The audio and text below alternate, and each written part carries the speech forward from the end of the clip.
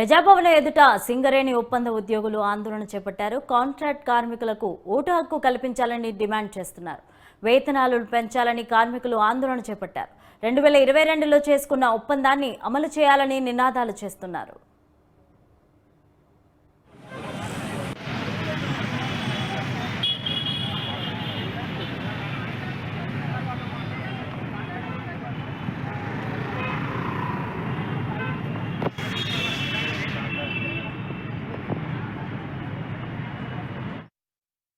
ప్రజాభవన్ ఎదుట సింగరేణి ఒప్పంద ఉద్యోగులు ఆందోళన చేపట్టారు. కాంట్రాక్ట్ కార్మికులు ఓటు హక్కు కల్పించాలని డిమాండ్ చేస్తున్నారు.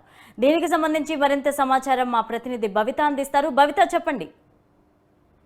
లావణ్య, ఏదైతే సింగరేణి కార్మికులకు సంబంధించి అన్ని ఫుల్ఫిల్ కావాలని చెప్పేసి వాళ్ళు కోరుకుంటున్న పరిస్థితి అక్కడ కనబడుతుంది. ముఖ్యంగా మొన్న జరిగే ఎలక్షన్స్ కావచ్చు, నెక్స్ట్ జరిగే ఎలక్షన్స్ కావచ్చు. అయితే అక్కడ ఉన్నటువంటి కాంట్రాక్ట్ అవుట్ సోర్సింగ్ సంబంధించిన ఉద్యోగులు ఎవరైతే ఉన్నారో వాళ్ళకు కూడా అక్కడ ఓటు హక్కు వినియోగించుకునే అవకాశం, ఓటు హక్కును కల్పించాలని చెప్పేసి, అంతేకాకుండా వాళ్ళకు ఉన్నటువంటి కొన్ని డిమాండ్స్ ఏవైతే ఉన్నాయో వాటన్నిటిని పరిష్కరించుకోవడానికి ఈ రోజు వాళ్ళు ప్రజావాణి దగ్గరికి వచ్చారు. వాళ్ళు చెప్తున్నారు కొన్ని, అంటే ఏ డిపార్ట్మెంట్ కొన్ని ప్రాబ్లమ్స్ ఉంటాయి కాబట్టి అందులో కూడా మాకు మేము చాలా ప్రాబ్లమ్స్ ఫేస్ చేస్తున్నాము. ఏదైతే కారుణ్య నియామకాలు కావచ్చు, అవుట్ సోర్సింగ్ కావచ్చు, ప్రస్తుతం ఒకవేళ పర్మనెంట్ ఎంప్లాయీ ఉన్నటువంటి వాళ్ళలో కూడా కొన్ని ఇబ్బందులు ఎదురవుతున్నాయి అని చెప్పేసి వాళ్ళైతే చెప్తున్నట్టు పరిస్థితి కనబడుతుంది. అయితే సింగరేణి అనేది కొంచెం డేంజరస్ జాబ్ అని కూడా అనుకోవచ్చు. ఎందుకంటే గనులలో లోపలికి వెళ్ళి కూడా కొంచెం వాళ్ళు ప్రాణాలకు తెగించి పని చేయాలి కాబట్టి అందుకు అనుగుణంగానే ఉన్నటువంటి బెనిఫిట్స్ కూడా ఉండాలి. అయితే అవుట్ సోర్సింగ్ వాళ్ళకి అలాంటి బెనిఫిట్స్ లేవు. అంటే పర్మనెంట్ వాళ్ళకు ఉన్నటువంటి బెనిఫిట్స్ వీళ్ళకి ఇవ్వరు కాబట్టి అలాంటి బెనిఫిట్స్ ఇవ్వాలంటే వాళ్ళు ఖచ్చితంగా పర్మనెంట్ అవ్వాల్సింది. కాబట్టి మాకు పర్మనెంట్ చేయట్లేరు, అతనికి బెనిఫిట్స్ ఇవ్వట్లేరు. దానికి అనుగుణంగా ఓటు హక్కును వినియోగించుకోవడానికి కూడా ఒక ఫెసిలిటీ కల్పించట్లేదు. ఓటు హక్కును వినియోగించుకోవడానికి ఓటు హక్కును కల్పించాలి, అలాగే పర్మనెంట్ చేయాలి. పర్మనెంట్ వాళ్ళకు ఉన్నటువంటి కారుణ్య నియామకాలు కావచ్చు, వాళ్ళు పొందే ప్రతి బెనిఫిట్ కూడా కాంట్రాక్ట్ అవుట్ సోర్సింగ్ లో ఉన్నటువంటి ఈ సింగరేణి ఎంప్లాయీస్ కి ఇవ్వాలని చెప్పేసి వాళ్ళు ఈరోజు ప్రజావాణి దగ్గరికి అయితే వచ్చారు. లావణ్య, అధికారులు ఎవరైనా స్పందించారా మరి ఈ ఆందోళనకి? ప్రస్తుతం అయితే ప్రజావాణి దగ్గరికి వచ్చినటువంటి ప్రతి ఒక్కరు చెప్తున్న పరిస్థితి ఏంటంటే అక్కడ లోపలైతే ఎవరు మంత్రులు అయితే లేరు. అక్కడ ఉన్నటువంటి ఎవరైతే ఎంట్రీస్ చేసుకునే వాళ్ళు ఎవరైతే ఉంటారో అధికారులు, వాళ్ళు ఒక టీం మెంబర్స్ గా దాదాపు 7 నుంచి 8 డెస్క్లు అయితే ఉన్నాయి. వాళ్ళు మాత్రమే మా యొక్క సమస్యలేని ఎంటర్ చేసుకుంటున్నారు. మీకు ఒక మెసేజ్ వస్తుంది, మీ మొబైల్కి ఒక మెసేజ్ వస్తుంది, మీ ఏదైతే మీ సమస్య ఉంటుందో అది రిజిస్టర్ అవుతుంది, అవి అధికారులు మళ్ళీ ఒకసారి చర్చించి వాళ్ళ దృష్టికి వెళ్తుంది అని చెప్పేసి చెప్తున్న పరిస్థితి ఉంది అని చెప్పేసి లోపలికి వెళ్ళేటువంటి ప్రజావాణి దగ్గరికి వాళ్ళ సమస్యలు వినిపించుకోవడానికి వచ్చినటువంటి ప్రతి ఒక్కరు లోపలికి వెళ్ళేసిన వాళ్ళని అడిగితే మాత్రం వాళ్ళు ఇదే ఆన్సర్ చెప్తున్నారు. ఈ రోజు కూడా ఖచ్చితంగా ఇక్కడ ప్రస్తుతం అయితే మంత్రులు ఎవరు లేరని చెప్పేసి చెప్తున్నారు.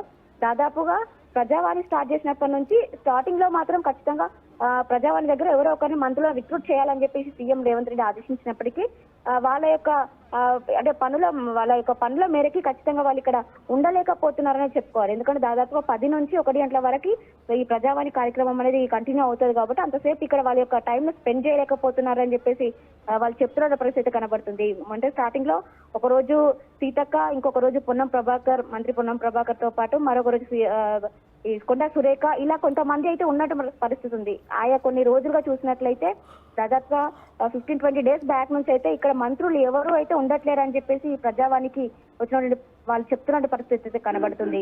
అవన్నీ అయితే ప్రతి ఒక్కరు ఖచ్చితంగా సీఎం రేవంత్ రెడ్డి ఉన్నారా, ఇక్కడ ప్రజల సమస్య వినడానికే ప్రజావాణి పెట్టాము అని చెప్పేసి వార్తలు అయితే వస్తున్నాయి అని చెప్పేసి వాళ్ళు చెప్తున్న పరిస్థితి కనబడుతుంది. ఇక్కడికి వచ్చినట్టు ప్రతి ఒక్కరు కూడా సీఎం రేవంత్ రెడ్డి కలుస్తారు, అంటే వాళ్ళ యొక్క సమస్య డైరెక్ట్ వాళ్ళకే చెప్పుకోవడానికి అవకాశం ఇస్తున్నారని చెప్పేసి ఏదైతే వార్తలు ప్రచారం అయ్యాయో దాన్ని దృష్టిలో పెట్టుకుని ప్రజావాణి దగ్గరికి అయితే కంటిన్యూస్ గా వస్తున్నారు.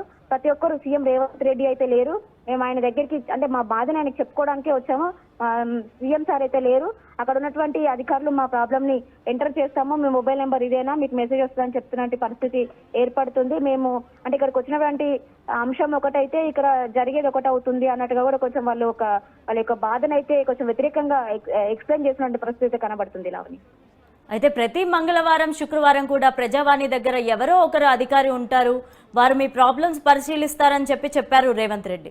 సో దీన్ని ఏ విధంగా చూడొచ్చు? ఇప్పుడు ఎవరు అధికారులు అందులో లేరు అని చెప్తున్నారు మీరు?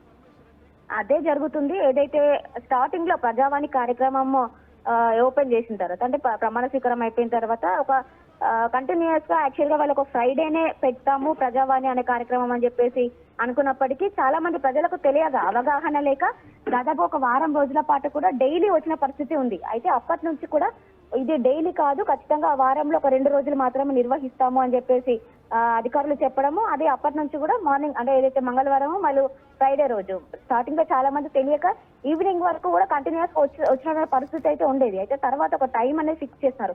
ఉదయం నుంచి 10 లోపు అక్కడ క్యూ లైన్ లో ఉన్న వాళ్ళకి లోపలికి అలౌ చేస్తాము, 10 తర్వాత వచ్చిన వాళ్ళకి అలౌ లేదు అని చెప్పారు. కాకపోతే ఇప్పుడు మాత్రం అది కొంచెం ఎక్స్క్యూజ్ చేస్తున్నారు. 10 తర్వాత వచ్చిన వాళ్ళకి కూడా లోపలికి పంపిస్తున్నారు, కానీ క్లోజింగ్ టైం మాత్రం ఖచ్చితంగా 1 వరకే. 1 తర్వాత ఎవరు ప్రజావాణి కార్యక్రమానికి రావద్దు. అక్కడ ఉన్న వాళ్ళు కూడా ఆల్మోస్ట్ బయటకు పంపించే ప్రయత్నం అయితే వాళ్ళు చేస్తున్నారు. అంటే ఆఫ్టర్ నెక్స్ట్ డే మంగళవారం వస్తే ఫ్రైడే వస్తే మళ్ళీ మంగళవారం రావాలని చెప్తున్న పరిస్థితి అయితే కనబడుతుంది. అయితే ముఖ్యంగా ఏదైతే ప్రభుత్వం ప్రవేశపెట్టిన 6 గ్యారంటీలకు సంబంధించి దాదాపు ఒక నెల రోజులు పూర్తి కావడము, ప్రస్తుతం వాళ్ళ ముందున్న ఒక సవాల్ ఏంటంటే దాదాపు ఇచ్చినటువంటి 6 హామీలు 100 రోజుల్లో పూర్తి చేస్తాము అని చెప్పుకోవడము వాళ్ళకు ఒక సవాల్గా మారింది.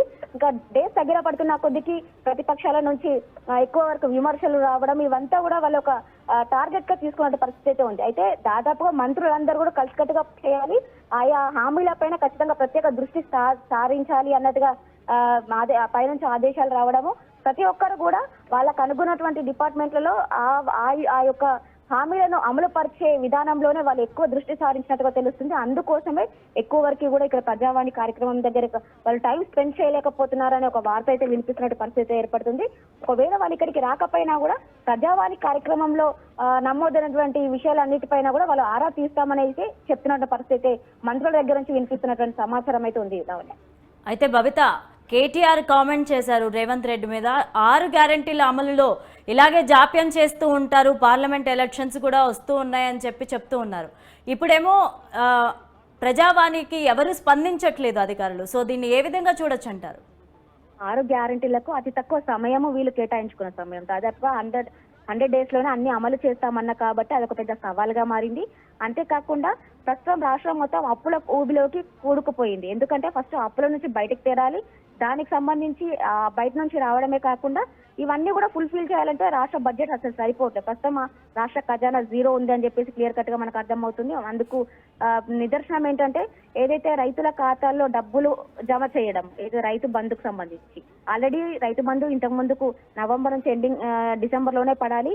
గత ఎన్నికల కోడ్ ఉన్న నేపథ్యంలో ఆ టైంలో హరీష్ రావు ఖచ్చితంగా కొన్ని కామెంట్స్ చేయడం జరిగింది. మండే వచ్చిందంటే మీ రైతుల ఖాతాలో 7 అయిందో టింగ్ అని మెసేజ్లు వస్తాయని చెప్పేసి తీసుకున్నటువంటి ఒక మెసేజ్ ఏదైతే ఉందో దాన్ని కొంచెం రాజకీయం చేసిరని చెప్పేసి చెప్పుకోవచ్చు. ఎందుకంటే ఇది కూడా ఏదైతే ఓటర్లను ప్రభావితం చేసే అంశం కిందికి తీసుకొని కాంగ్రెస్ వాళ్ళు ఎన్నికల కోడ్ ఉన్న నేపథ్యంలో ఇలాంటి రైతుల ఖాతాల్లో అమౌంట్ జమ చేయకూడదు అని చెప్పేసి వాళ్ళు ఈసీని విన్నవించుకోవడం జరిగింది. దీని అనుగుణంగానే ఎన్నికల కోడ్ ఉన్న నేపథ్యంలో రైతుల ఖాతాలో జమ కావద్దని చెప్పేసి దాన్ని పోస్ట్ పోన్ చేయడము. అంతేకాకుండా 6 గ్యారెంటీ హామీల్లో ఇటు ప్రస్తుతం బీఆర్ఎస్ ప్రభుత్వం ఇస్తున్నటువంటి రైతు బంధుకు సంబంధించి అమౌంట్ ఏదైతే ఉందో దానికి భిన్నంగా వీళ్ళు 15,000 ఎకరాకి 15,000 ఇస్తానడము, అందులో కాకుండా కౌలు రైతులకు కూడా ఇది ఇస్తాం, రైతు బంధు ఇస్తామని చెప్పేసి కాంగ్రెస్ లో హామీలు ఇవ్వడం, ఇదంతా కూడా కొద్దిగా టైం తీసుకునే టైం పడుతుంది. ఎందుకంటే వాళ్ళందరినీ కూడా ఫైనల్ చేయాలి. ఎందుకంటే బీఆర్ఎస్ ప్రభుత్వంలో 1 ఎకరా 2 ఎకరాలే కాదు, కొన్ని 100 ఎకరాలు ఉన్న వాళ్ళకి కూడా రైతు బంధు ఇవ్వడం జరిగింది. అయితే 100 ఎకరాలు ఉన్నాడు కూడా పేద రైతు కాదు. కాబట్టి కాంగ్రెస్ ప్రభుత్వం కొంత మేరకు కొన్ని సిస్టమేటిక్ గా చేయాలనే ఉద్దేశంతోనే కొంచెం టైం పట్టే యోచనలో ఉంది. కాబట్టి అవన్నీ ఫుల్ అండ్ ఫైనల్ గా చేసిన తర్వాతనే 6 గ్యారెంటీ స్కీమ్లు ఏవైతున్నాయో ఖచ్చితంగా 100 డేస్ లో అమలు పరుస్తాము.